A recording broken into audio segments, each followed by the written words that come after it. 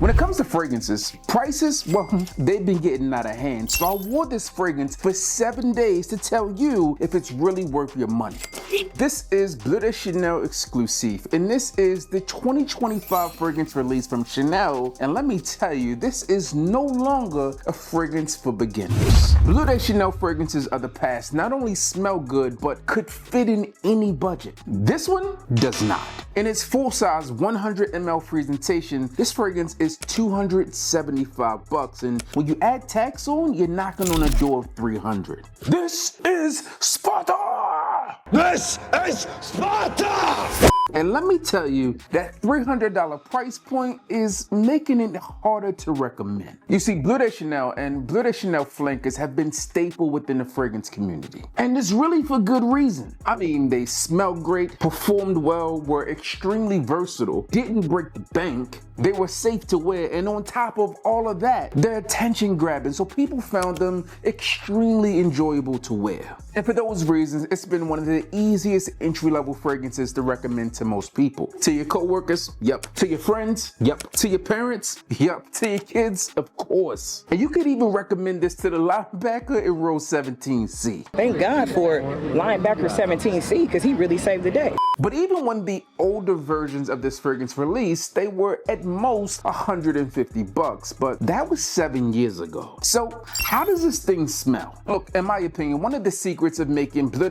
fragrances of the past so good has been the if-then strategy. Basically, they're taking fragrance ingredients and notes that worked well in the past with one mindset. If it worked there, then it should work here, and it just Frankenstein them all together. It's alive! It's alive! It's alive! It's alive! And personally, I find that to be true again with Bleu exclusif, but it doesn't mean it's a bad thing. I mean, according to Chanel, this is a bold, masculine fragrance that redefines lines and forms a unique statement piece that contains the ultimate expression of Bleu de Chanel. Now, let me tell you, on first spray, with this, you're getting something that's familiar. There's woods, there's amber, there's depth, but there's also warmth, and there's this touch of citrus that just adds this glimmer of freshness. Generally speaking, over the years, I've preferred darker fragrances to ultra bright fragrances, and that's played into what I enjoy about specific scents, and that's coming to life with this one as well. When I first sprayed this fragrance on day one, I thought, okay, Chanel, I see what you got going on. And honestly, I couldn't wait to get it home to unbox it. Now, the sales associate sprayed a bunch of the tester on this little paper she gave me, and it just was just wafting in the air, and I could only imagine how it would waft off my skin. See, this paper right here. Now, when I first cracked this fragrance open, what I noticed was how they went about the reimagining of the bottle as well. The bottle is heavy, and it plays into everything you would think when you think about a Chanel fragrance. I mean, in your hand, this bottle just feels weighted. 1001, 1002, 1003. But it also feels like a play on Dior Sauvage Elixir. But it's like they knew at $275, they couldn't give us a little 75 ml. Generally speaking, if you're a true fan of Bleu de Chanel, then you're gonna eat this one right up. I mean, this one's stronger, bolder, richer, and just digs deeper into a more complex note profile. On the first spray of this fragrance, there's this barrage of woody notes that just brings more intensity to the fragrance, as well as some amber that makes this one more resinous than any of the others we've seen before. And honestly, that's what I like about this scent. Now, Bleu de Chanel has always been a safe fragrance. As I mentioned, it's good for beginners, but this one is for that man who has grown up a bit and has been willing to step out of his comfort zone. I mean, really, this is kind of like a modern twist in fragrances. I think the original Bleu de Chanel released about 15 years ago at the time of filming this video, and really, when I think about the trends that have changed, this one just stands up to the plate and says, let me take a swing. Going, gone.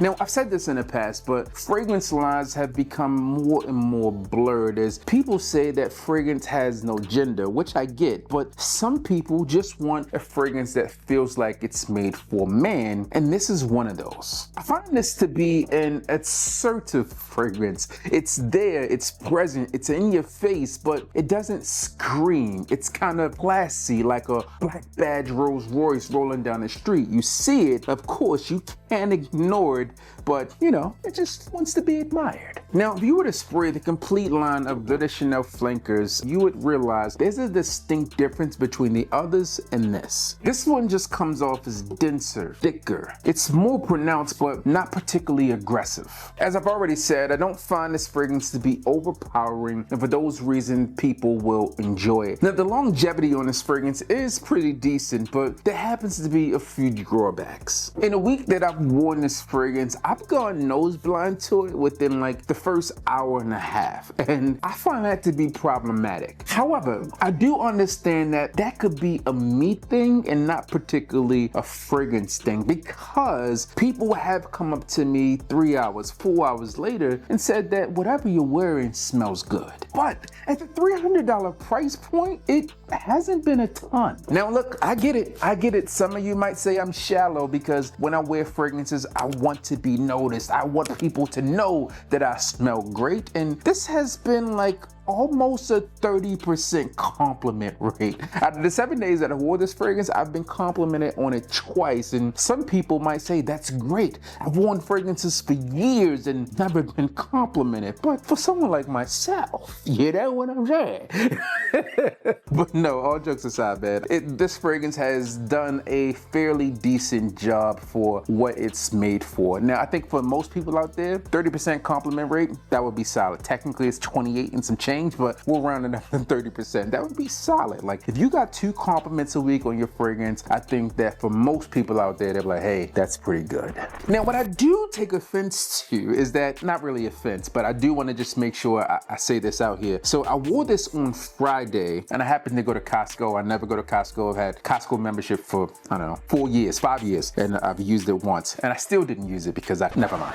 Listen, I went to Costco to get this cheesecake that I saw advertised on Instagram, and I happened to run into a subscriber there, and I think his name was Taryn. Hopefully I don't get that incorrect, but it was kind of loud. I believe that's what he said. And I had this on, and we were talking about fragrances briefly, and he made no mention of this, okay? He could have said, man, this smells great, or maybe he didn't smell it at all. He had a beautiful family with him. He seemed like a nice enough guy. We had a good conversation briefly, but maybe he didn't smell it. Maybe there was too much going on in Costco. I mean, I guess the world will never know.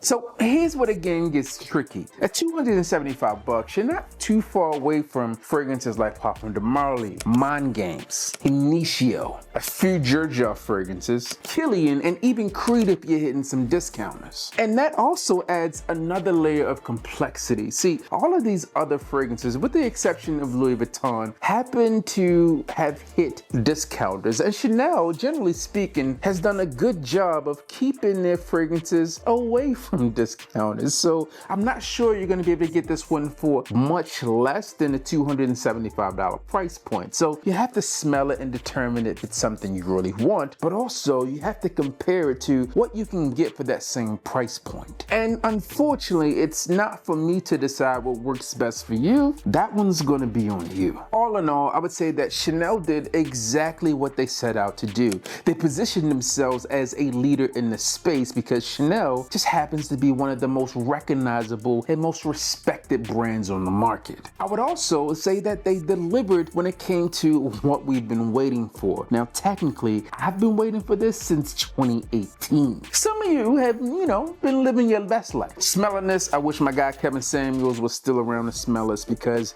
we would have a good conversation on this. We were like oddballs in the fragrance community, really just enjoying a parfum version of Bleu de Chanel, While everyone else was around that EDP range, we were like, parfum, parfum, parfum. If you're looking to pick this fragrance up, I happen to pick mine up at Macy's, and at the time of filming this video, I think that's the only place you're gonna find it. In terms of the note breakdown, it's been limited. You can get some woody notes, sandalwood, amber, and some labdanum. That's what you get. Now, personally, I detect some leather in this fragrance, those resinous notes of amber. There's also maybe some type of frankincense or incense within this scent here. All of those things tend to stand out to me within this fragrance. All in all, you're gonna get a masculine fragrance that's rich, that's darker, it's bold, but also still carries on that lifeline and lineage of what you would expect from a Bleu de Chanel fragrance. Oh, I almost forgot, in terms of longevity, this fragrance has done fairly well. Now, I did mention that it begins to settle down and I go nose blind